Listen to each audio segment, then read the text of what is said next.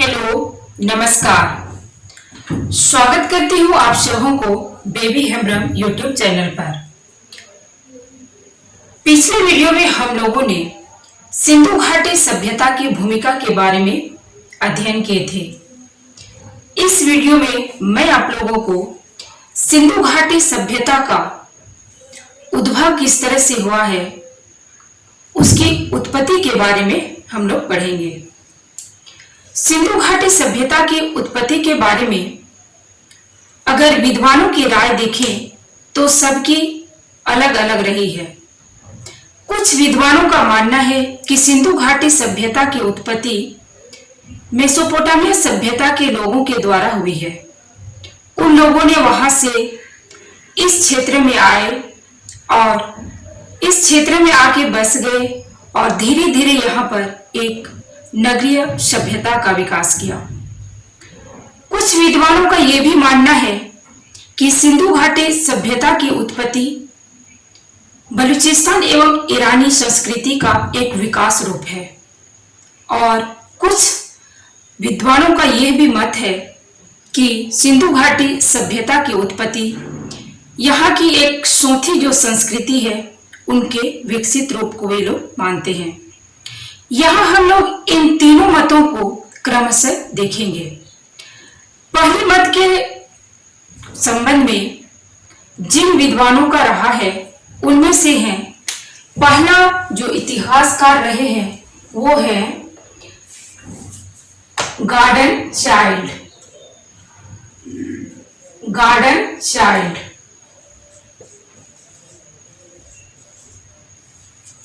दूसरा विद्वान के रूप में आता है क्रेमर। तीसरे के रूप में आते हैं जॉन मार्शल।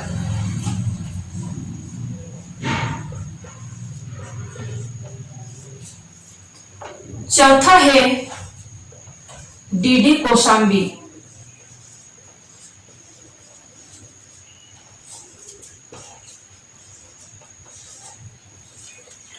पांचवा है एच.डी.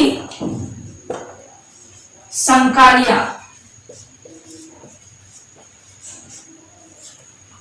छठा है लियोनार्ड बुली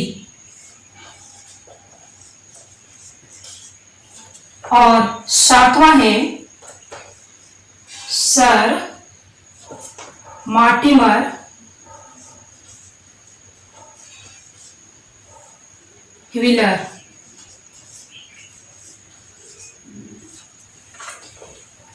इन सातों अगर इतिहासकारों में हम लोग देखें, इनका मत रहा है कि सिंधु घाटी सभ्यता की उत्पत्ति मेसोपोटामिया सभ्यता के लोगों के द्वारा हुई है।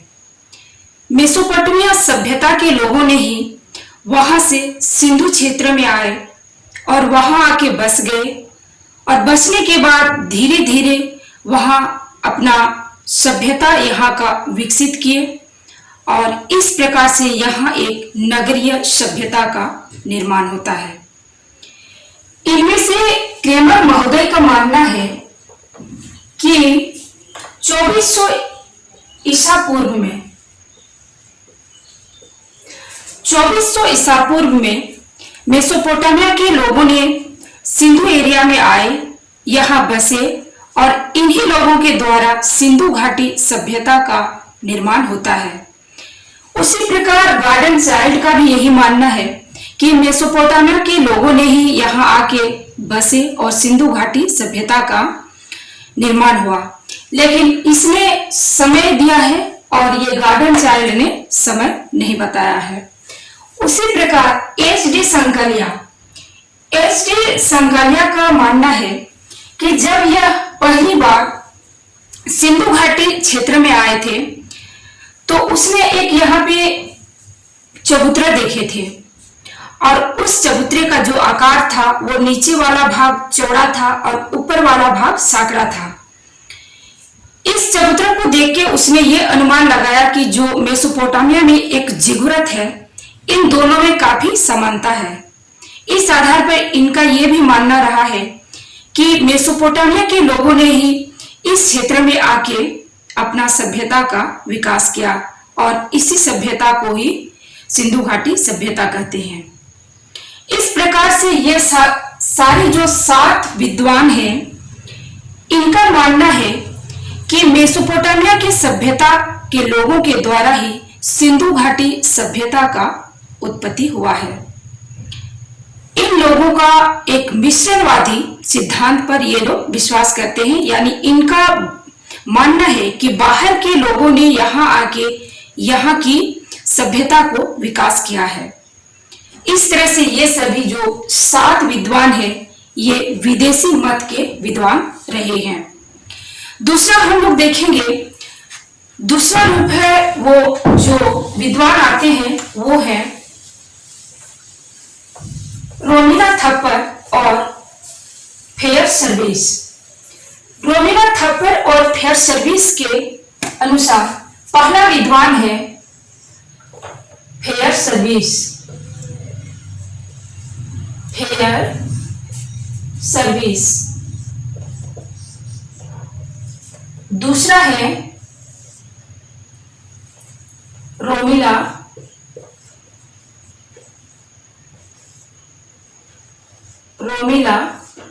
थापर।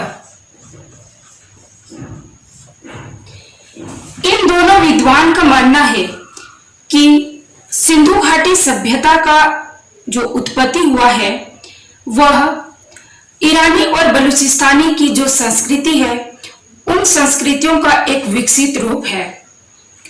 जहां हम लोग देखते हैं सिंधु के क्षेत्र में आमरी स्थल का नाम है आमरी, कुली। इन क्षेत्रों में ये पहले ग्रामीण क्षेत्र हुआ करती थी। इन क्षेत्रों के लोगों में धीरे धीरे अर्धनगरीय विकसित हुआ। अर्धनगरीयता विकसित होने के बाद इसमें एक नगरीय क्रांति आ जाती है। जैसे जैसे उन लोगों में अर्थव्यवस्था की स्थिति उन्नत होती गई, उन लोगों ने अपने आप को उन्नति के रूप में ढालना शुरू कर दिया। इस तरह से एक ऊंचे लेवल का यानी कि उच्च स्वरूप एक सभ्यता का निर्माण होता है जो हड़प्पा सभ्यता के रूप में विकसित हुआ।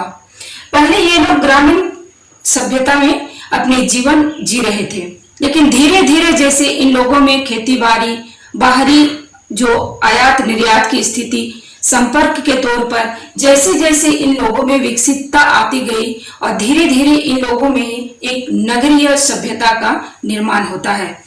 इस तरह से इन दो जो इतिहासकार हैं, फेयर सर्विस और रोमिला थप्पर, इन दोनों का मानना है कि ईरानी और बलूचिस्तानी संस्कृति के एक विकसित रूप ही सिंधु घाटी सभ्यता की उत्पत्ति का एक जनक रहा है।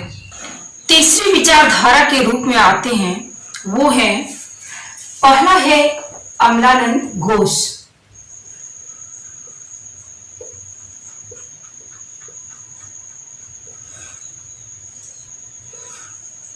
अमलानंद घोष। दूसरा है अर्चिन दंपति।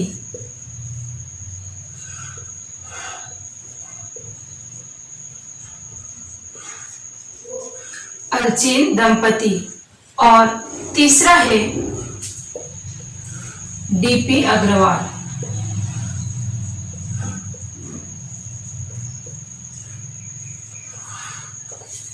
ये तीनों इतिहासकार सोथी संस्कृति को सिंधु घाटी सभ्यता का एक विकसित रूप मानते हैं।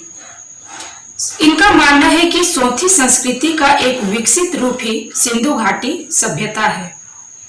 सोथी संस्कृति की खोज सबसे पहले अमलानंद घोष ने 1953 ईस्वी में राजस्थान में की थी। 1953 ईस्वी में सोथी संस्कृति की खोज अमलानंद घोष ने राजस्थान में की थी और इस संस्कृति यानी कि इस सोथी संस्कृति में 3 रूप पाए गए। पहला है, इनके मृत भांड में पीपल के पत्ते का चित्र मिला। दूसरा है, मृत भांड में ही रस्सी का चित्र मिला, रस्सी का चित्र मिलना। और तीसरा है, लाइनदार, जो लाइन के रूप में मृत भांड है उसका चित्र मिलता है।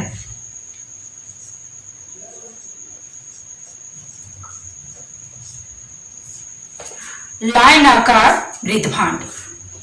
इन तीनों चीजों को देख के और वर्तमान की जो हड़प्पा कालीन सभ्यता की जो मृत भांड है, इनमें पूरा समानताएं इन लोगों ने देखा कि हड़प्पा के जो मृत भांड है उसमें भी ये तीनों जो चित्र हैं वो मिलते हैं।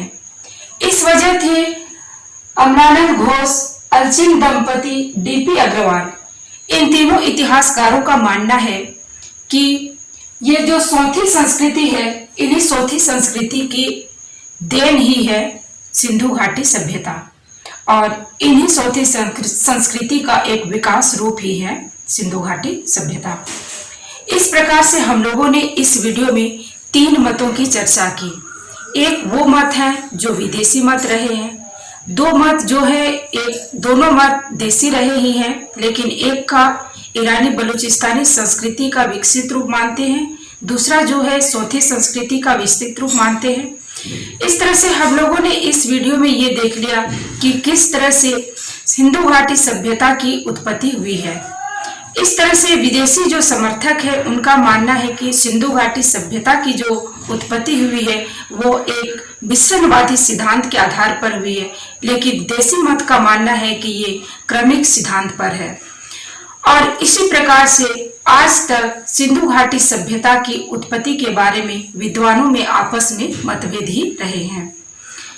दोस्त, आज हम लोगों का क्लास इसी जगह समाप्त होता है। अगर आप लोगों को ये क्लास वाकई में अच्छी लगी हो तो प्लीज इस वीडियो को लाइक कीजिएगा और शेयर कीजिएगा। साथ ही इसी तरह से मेरे अगर आप लोगों को नए नए वीडियो चाहिए तो बेबी हेम्ब्रम यूट्यूब चैनल को आप लोग सब्सक्राइब कीजिएगा। धन्यवाद।